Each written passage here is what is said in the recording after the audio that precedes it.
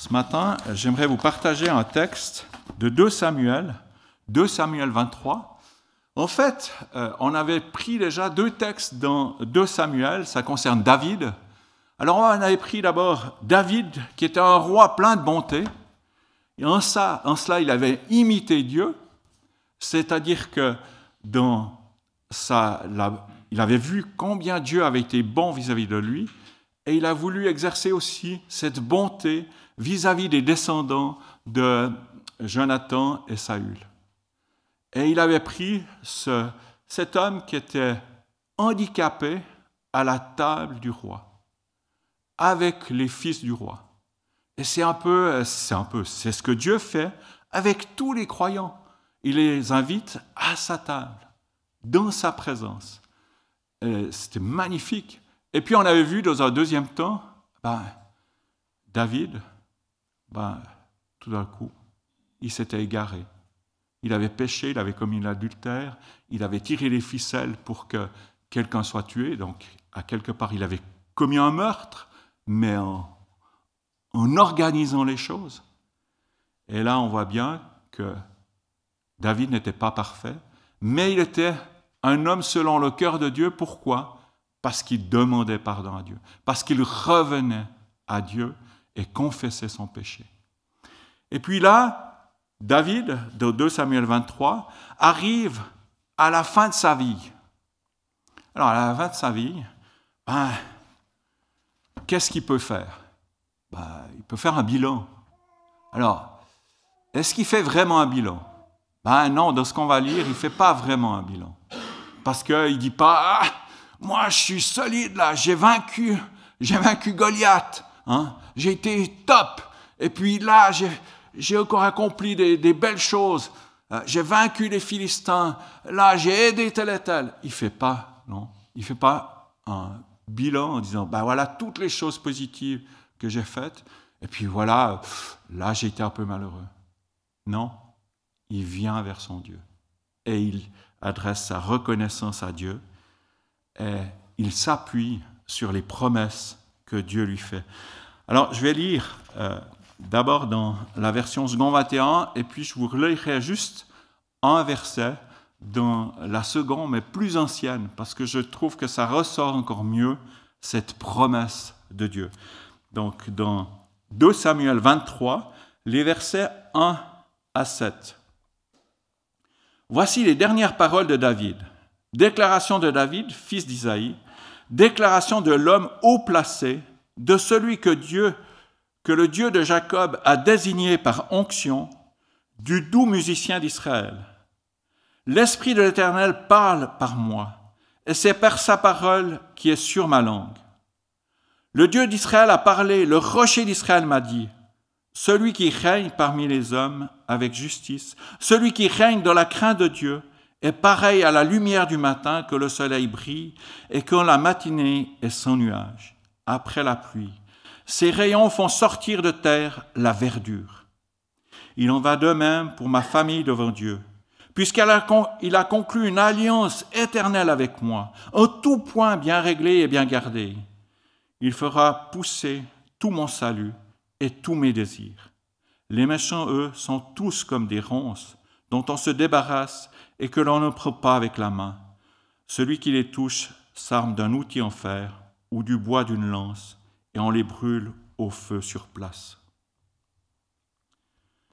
Voilà ce que la parole de Dieu nous dit, et c'est David qui est inspiré par le Saint-Esprit qui s'exprime de cette manière.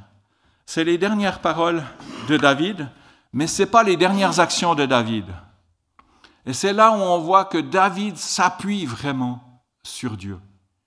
Parce que David, vers la fin de sa vie, il va se dire, vous verrez dans les derniers chapitres, vous pouvez lire les derniers chapitres, il va dire, finalement, je crois que j'ai un peuple nombreux, j'aimerais bien faire son recensement pour savoir si on est fort. Mais Dieu ne le voulait pas. Dieu voulait simplement qu'il ait confiance en lui. Alors on voit que David, il n'est pas parfait, mais il a une chose, c'est qu'il fait confiance en Dieu. Il se repose sur Dieu. Il dépend de Dieu et des promesses que Dieu lui a faites. Et dans ce début de ce chapitre 23, on a quelques mots que David dit. Il déclare d'abord qu'il est fils d'Isaïe. Il ne renie pas du tout ses origines modestes de berger. Il a été berger, tout simple. Mais en même temps, il est devenu haut placé parce qu'il est roi. Il est un homme haut placé, il est devenu roi. Il a été un homme désigné par onction, choisi par Dieu. Et puis, il est un doux musicien. Un homme qui loue son Seigneur. Quatre caractéristiques. Origine modeste, homme haut placé parce qu'il est devenu roi, homme choisi par Dieu et homme qui adore Dieu. Et nous, comme chrétiens, quel est notre statut? Qui sommes-nous? Oui, nous sommes simples, d'origine simple, des êtres humains nés dans le péché, malheureusement. Mais nous sommes de simples êtres humains et nous devons le reconnaître. Mais en même temps, si nous avons accepté Christ, nous sommes donc chrétiens, nous sommes fils de Dieu. Nous avons donc confiance en l'œuvre rédemptrice de Jésus-Christ.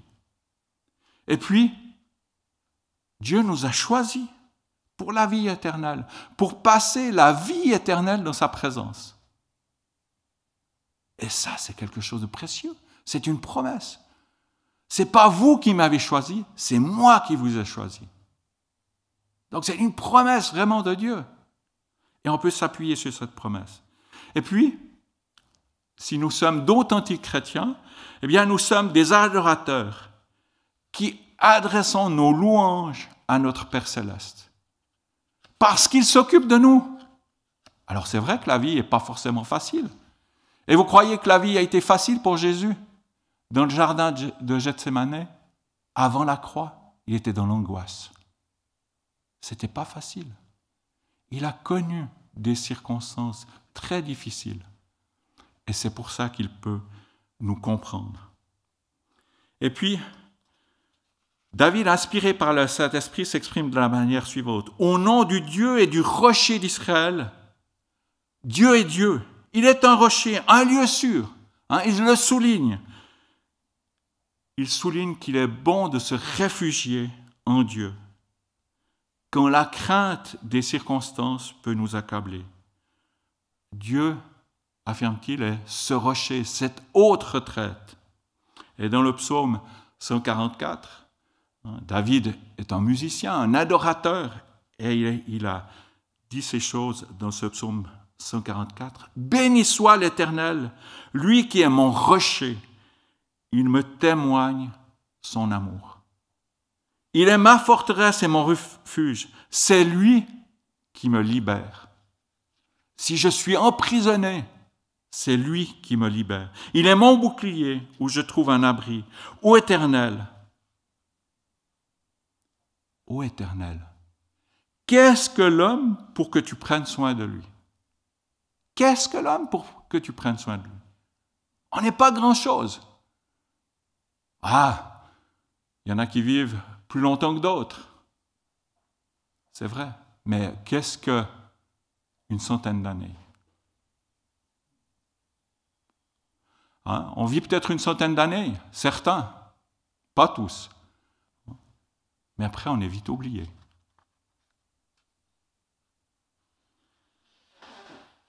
Qu'est-ce que l'être humain pour que tu lui témoignes de l'intérêt? Dit David dans le psaume 144. Mais David, dans le texte qu'on a lu, énonce aussi certaines prophéties concernant le Messie. Tout d'abord, il évoque que le Messie régnera avec justice. Celui qui règne dans la crainte de Dieu, il parle du Messie qui régnera un jour et qui régnera en parfaite harmonie avec le Père. Il dit aussi, celui-ci est pareil à la lumière du matin. En Luc 1, Zacharie va proclamer, « Béni soit le Seigneur, le Dieu d'Israël, celui qu'il a visité et racheté son peuple, et nous a suscité un puissant sauveur dans la maison de David, son serviteur. comme il l'avait annoncé par la bouche des saints prophètes des temps anciens. Et encore, toi, petit enfant, tu seras appelé prophète du Très-Haut, car tu marcheras devant la face du Seigneur pour préparer ses voies, afin de donner à son peuple la connaissance du salut, par le pardon de ses péchés, grâce aux entrailles de la miséricorde de notre Dieu, en vertu de laquelle le soleil levant nous a visités d'en haut, pour éclairer ceux qui sont assis dans les ténèbres et dans l'ombre de la mort, pour diriger nos pas dans le chemin de la paix. Et c'est vrai que c'est un témoignage que les prophète Ésaïe et d'autres prophètes ont donné. Nous retrouvons aussi cette idée, d'ailleurs, dans un autre texte du prophète Ésaïe. Le peuple qui marchait dans les ténèbres a vu une grande lumière. Et ceux qui habitaient le pays de l'ombre de la mort, une lumière a brillé. Les hommes se sont affranchis de Dieu. Ils naviguent effectivement dans l'obscurité, dans les ténèbres et vont vers la mort, vers une mort spirituelle éternelle. C'est ce que dit la fin des versets que j'ai lus. Mais Ésaïe le prophète annonce que cette lumière brille. L'accomplissement de cette prophétie se réalise. Dans Jean 1, les versets 5 à 13. Et je lis ces versets dans Jean 1. La lumière brille dans les ténèbres et les ténèbres ne l'ont pas étouffée. Un homme parut, envoyé par Dieu, il s'appelait Jean. Il vint pour être un témoin de la lumière, afin que tous les hommes croient par lui. Il n'était pas lui-même la lumière, mais sa mission était d'être le témoin de la lumière. Celle-ci était la véritable lumière, celle qui, venant dans le monde, éclaire tout être humain. Celui qui est la parole était dans le monde, puisque Dieu a créé le monde par lui, et pourtant le monde ne l'a pas reconnu. Il est venu chez lui, et les siens ne l'ont pas accueilli. Certains pourtant l'ont accueilli. Ils ont cru en lui, et à tous ceux-là, il a accordé le privilège de devenir enfants de Dieu. Ce n'est pas par une naissance naturelle, ni sous l'impulsion d'un désir, ou encore par la volonté d'un homme qu'ils le sont devenus, mais c'est de Dieu qu'ils sont nés. Oui, la lumière, Christ est là. Et Siméon ne s'est pas trompé. Siméon ne s'est pas trompé, on l'a vu dimanche passé. Siméon a accueilli Jésus dans le temple, un bébé. Et il a vu que le salut était là. Et j'entendais ce matin une courte méditation qui disait que Rembrandt avait dessiné au cours de sa vie plusieurs fois un tableau avec Siméon qui était dans ses bras. Et au début de sa vie, de la vie de Rembrandt, il l'a dessiné avec Marie et Joseph. Et on voit bien Marie et Joseph et l'enfant. Et il y a comme une lumière comme ça sur l'enfant. Et puis au fur et à mesure de sa vie, il a redessiné ce tableau. Puis après, Marie et Joseph s'estompent. Il n'y a plus que Siméon et l'enfant qui sont éclairés. Et puis à la fin de sa vie, il fait simplement une esquisse. Son tableau n'est pas achevé. Mais il n'y a plus que l'enfant et puis Siméon, juste comme ça, très discret. Et toute la lumière est sur l'enfant. Et le commentateur disait, mais finalement, est-ce que... Et ce tableau est inachevé. Et le commentateur disait, mais finalement, est-ce que Rembrandt n'a pas fait tout un chemin pour se dire, mais le salut uniquement en Jésus seul. Est-ce qu'il n'a pas fait aussi tout un chemin en se disant, là, je ne finis pas ce tableau, parce que le salut s'accomplira totalement au retour de Christ. Peut-être. Mais certainement qu'il a compris certaines choses. Bien que nous puissions aussi accueillir cette lumière-là, cette lumière qui nous est témoignée par Jean. Jean a dit que sa venue est là et qu'elle encourage tout homme à croire en lui. Mais à cette époque-là, comme aujourd'hui, le rejet de Christ a bien lieu. Volonté pour certains de rester et de marcher dans les ténèbres. Mais nous sommes invités à avoir ce privilège d'être enfant de Dieu, d'avoir cette nouvelle identité, de dépendre de Dieu dans toutes les circonstances, de voir Jésus et de voir Jésus seul. Et c'est ce que Paul dira aussi d'une autre manière, l'apôtre Paul, dans ses épîtres, et notamment dans les Corinthiens qu'on connaît bien. Ainsi, si quelqu'un est uni à Christ, il appartient à une nouvelle création. Les choses anciennes sont passées, voici les choses nouvelles sont venues. Tout cela est l'œuvre de Dieu qui nous a réconciliés avec lui par Christ et qui nous a confié le ministère de la réconciliation. 2 Corinthiens 5, 17. En accueillant Christ, nous sommes vraiment invités à marcher dans la lumière. Et cette lumière, elle est intérieure aussi à nos cœurs. Et elle est amenée à resplendir, à dégager quelque chose. Moi, dit Jésus, je suis la lumière du monde. Celui qui me suit ne marchera pas dans les ténèbres. Il aura la lumière de la vie. La lumière de la vie, ça veut dire aujourd'hui et jusque dans l'éternité. La vie chrétienne n'a rien de statique. Elle est une marche sans nuage. Qu'est-ce que cela signifie? Parce que dans notre texte, il est dit qu'il y a une marche sans nuage. Est-ce que ça signifie une marche sans difficulté? Non. Non, ici-bas, nous rencontrons des circonstances parfois douloureuses, parfois difficiles.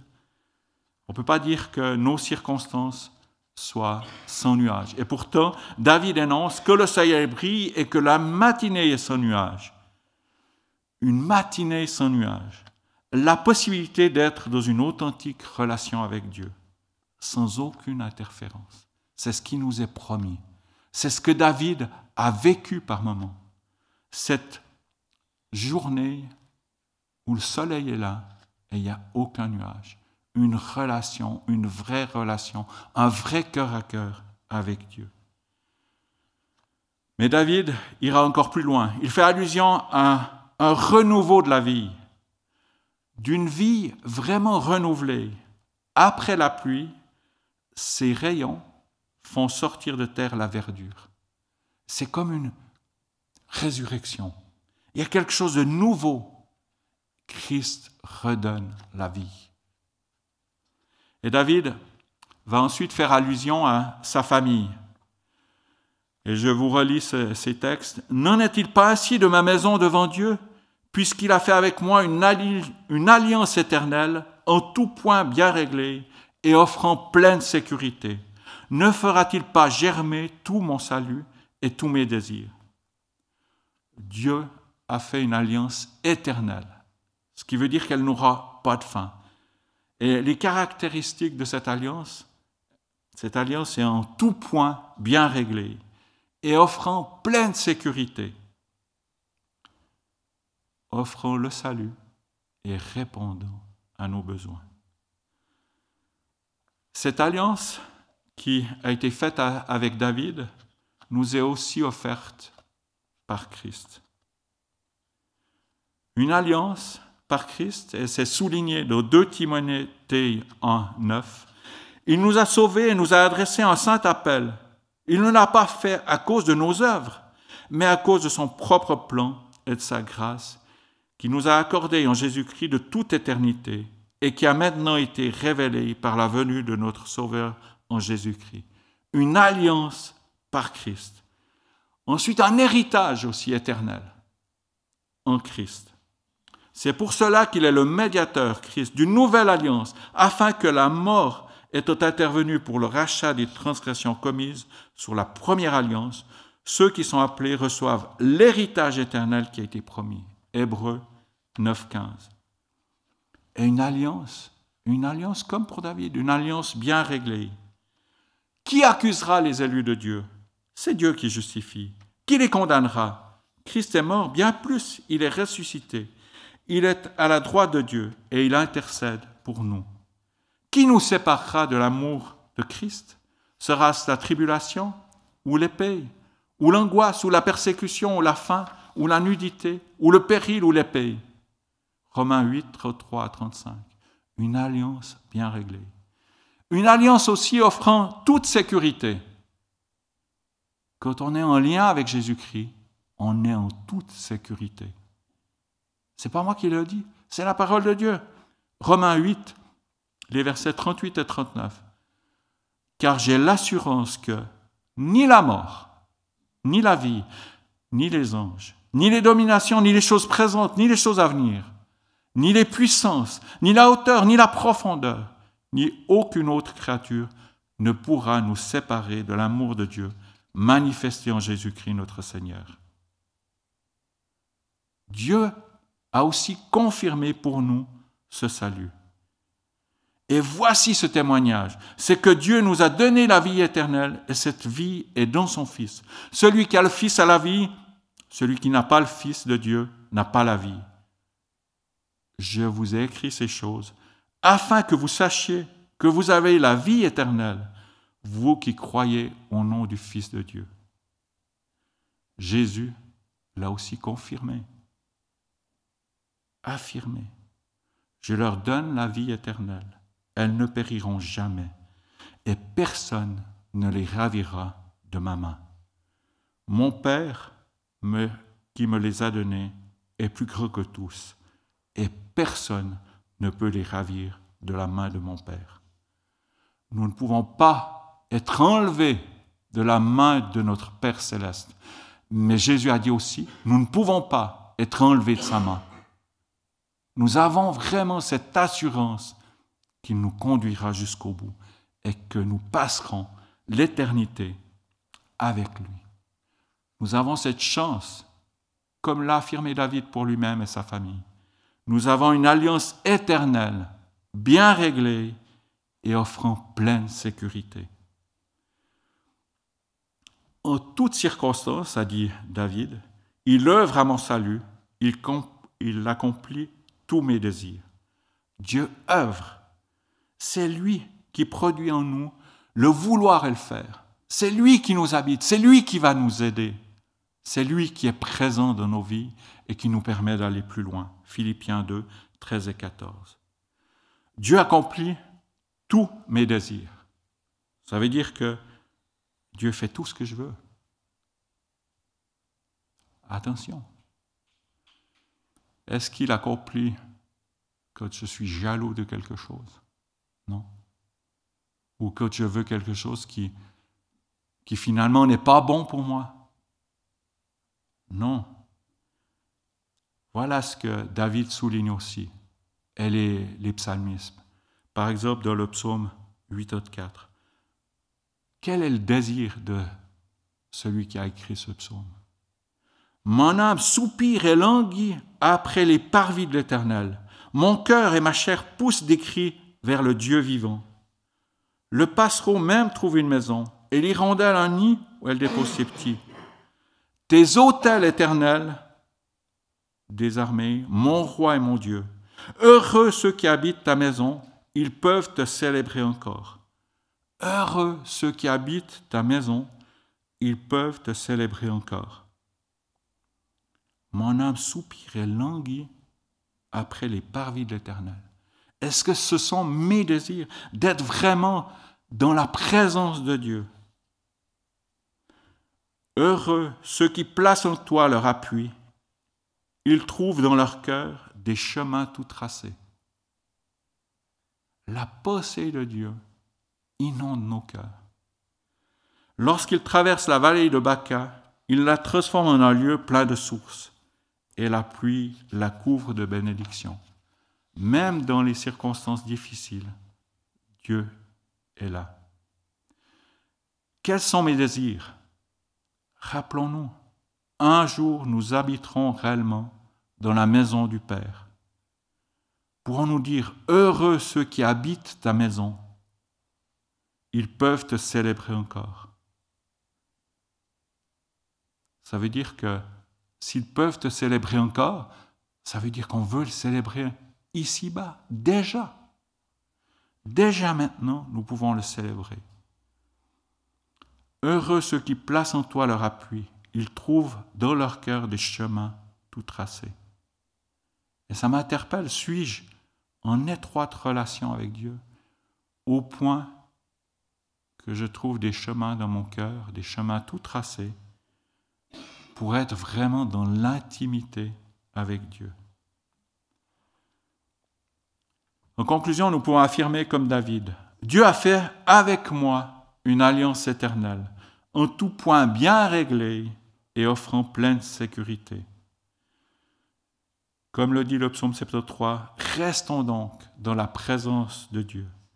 Cependant, je suis toujours avec toi. Tu m'as saisi la main droite, tu me conduis par ton conseil, puis tu me recevras dans la gloire. Tu me conduiras par ton conseil, puis tu me recevras dans la gloire. Quel autre ai-je au ciel que toi, et sur la terre, je ne prends plaisir qu'en toi. Psaume 73. Oui, Seigneur, que vraiment nous puissions vivre cette dépendance de toi, que nous puissions vraiment voir que nous n'avons personne d'autre que toi et que nous prenons notre plaisir en toi. Merci, Seigneur, aussi pour tes promesses, parce que, Seigneur, tu nous promets, et nous savons que ta promesse est vraie, une alliance éternelle. Et cette alliance est en tout point bien réglée et offrant pleine sécurité. Nul ne les ravira de ma main. Seigneur, nous voulons vraiment te louer parce que, Seigneur Jésus, tu nous tiens par la main. Tu nous conduis pas à pas. Tu veux nous conduire toujours plus dans la lumière, dans ta présence.